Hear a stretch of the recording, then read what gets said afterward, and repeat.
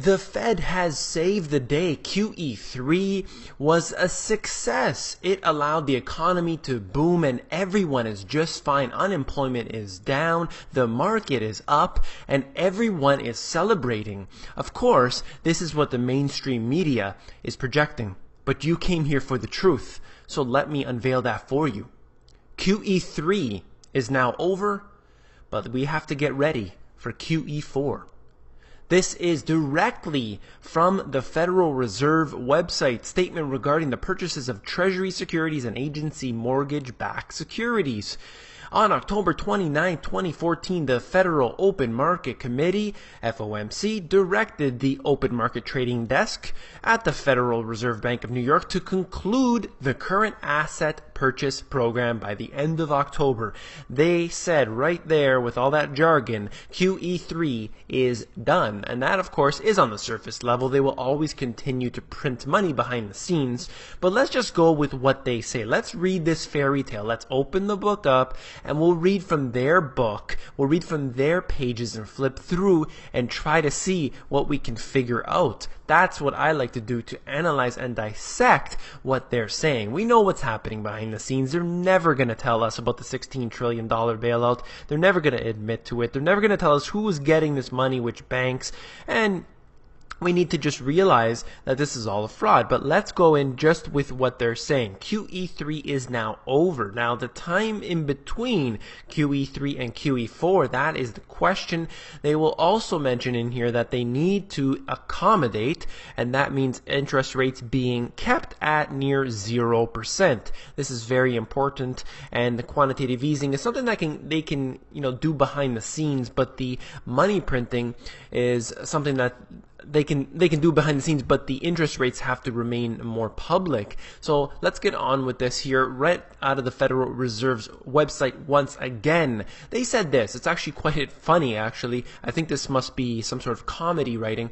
Economic activity is expanding at a moderate pace. Labor market conditions improve somewhat further with solid job gains and a lower unemployment rate. That's right. Everything is fine in the economy, just like I said at the beginning, as long as Obama comes out and says that it is okay, things are improving, yes we can, the public will be subdued. Now, even the fact that the Congress has an approval rating that's practically zero, Obama has an approval rating that continues to drop, and it doesn't really matter anymore, because as long as they keep projecting this image, the public is just too busy watching television to care. So this is right out of the Federal Reserve's website, suggesting why they ended QE3, because everything in the economy is just fine. I wrote about it in my book, basically talking about how they needed to, post financial crisis, they needed to start their QE programs. QE1 and QE2 were actually let me read this. The brief summary is as follows. Starting in 2009, they bought $1.7 trillion in bonds from the U.S. government. Now, that's prior to QE3 starting. Remember, I wrote the book before QE3, predicted it in there. They did this in order to boost the economy and the lagging employment statistics. You'll find out where you get the bonds from. It's pretty funny, actually, how they get this money to buy these bonds up. When they said at the beginning of this, I mentioned they're buying the asset-backed securities. Asset-backed securities are essentially just a whole bunch of garbage wrapped up in a nice little present with a bow on top, and they suggest that this somehow, by printing money out of thin air and then using it to purchase those asset-backed securities, is somehow going to stimulate the economy. I've never been able to figure this out. I've read several books, and many of them have not got into this topic of how you can buy garbage and somehow turn that into gold. It doesn't make any sense as far as I'm aware.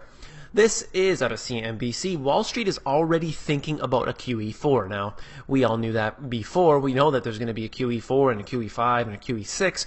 But here they are talking about it. Many analysts actually are saying that it's only a matter of time before they have to engage in QE4. And I totally agree with that, because the economy can't stand like this. Now, I believe that Europe is going to have to engage in their own QE program. So at least for the time being, there is another set of countries that will be doing their own money printing. And this will keep the economy going, because you don't have to have simultaneous simultaneous money printing.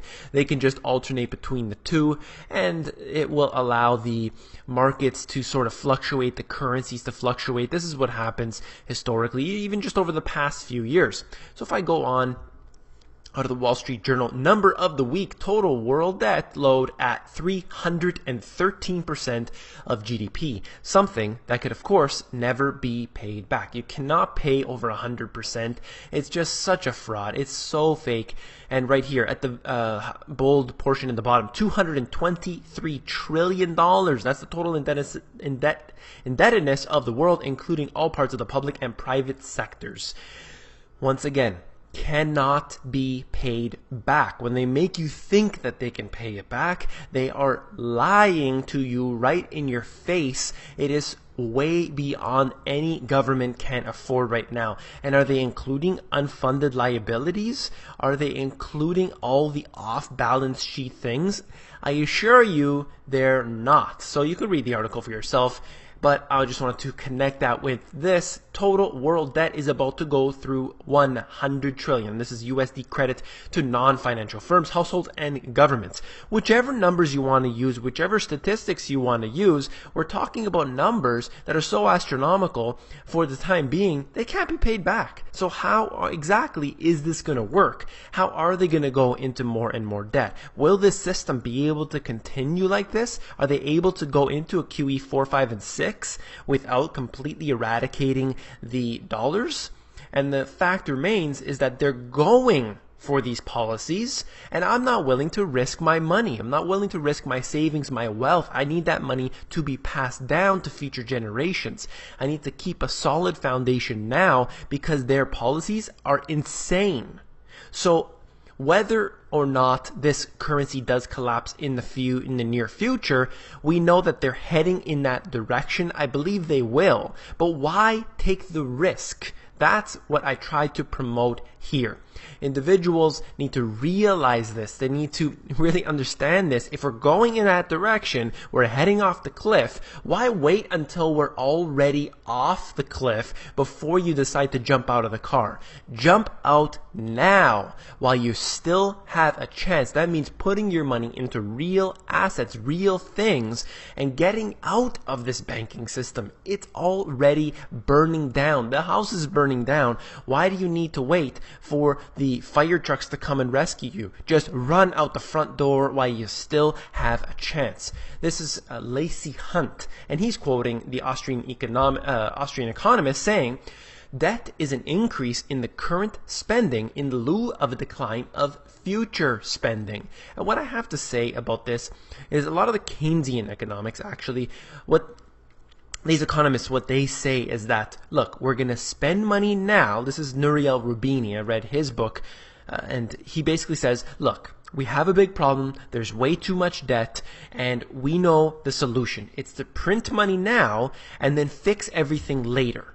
That's the solution that he provides. You know, when you go to Davos, the World Economic Forum, when they have all these all the big boys in the money system, they come together and they say, look, we'll set up this thing. It'll be $100 trillion. It'll be the big bazooka that they've been wanting all their lives. And we'll just inject that into the economy. It'll fix everything. And then later on, we won't print money. And this never works because there's always a new cycle of elections that people need to, the Obama and whoever's next, Hillary after, whoever, they need to boost up the economy because they want to be voted in, of course. And especially with the second-term president, they really have a desire to get in there. So you're looking at really something that's being skewed at the moment. I just wanted to mention this specifically because what we're seeing in the news, what we're seeing with the economic factors are obviously a detriment to the real economy. This right here, the Bank for International Settlements, talking about the OTC derivatives, over-the-counter derivatives. Now this is at the end of June 2013. You can always get the new figures here, but what I wanted to say is that in this document they quote $700 trillion of derivatives. Now, I've in my book quoted them talking about 1.5 quadrillion derivatives, but does it even matter when it's let's say 10 to 25 times greater than the GDP of the world. And these GDP statistics, as we know, for example, in Europe, are including prostitution, they're including drug activity, and then you look at the fraudulent statistics of how the US goes from a negative to a positive multiple percent in 1 quarter with no changes in the economy whatsoever. The GDP statistics are fake. So then you have this maximum debt of the derivatives, and it's 10 to 25 times greater than this fake GDP number. It's so fake. It's so fraudulent. When I tell you it's going to collapse, these information here is sensational. The titles that I use on my video, they're sensational because the information is sensational. Look at how we're headed right for this collapse,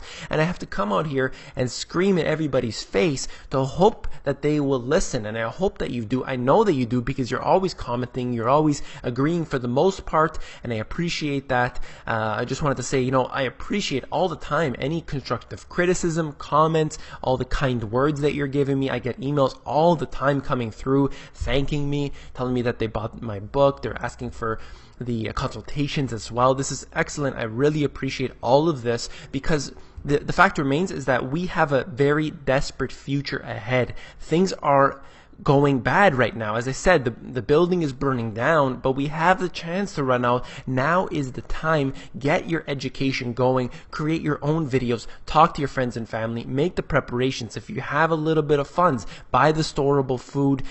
Get your escape plan going. Get a water filter. All the basics. Get your money out of the financial system, most importantly, because we can defund these criminals. If you found this informative, please give me a thumbs up. Don't forget to subscribe to the videos. It is very important. If you're watching this, get on the subscription here. I post pretty much every single day, and I hope that you'll get on there. And of course, don't forget to become an insider. The Insiders is where I give it all my best intel for free, and that is available at themoneygps.com. Scroll down to the bottom, fill in your email address, and you get occasional emails from me with good, short, concise info.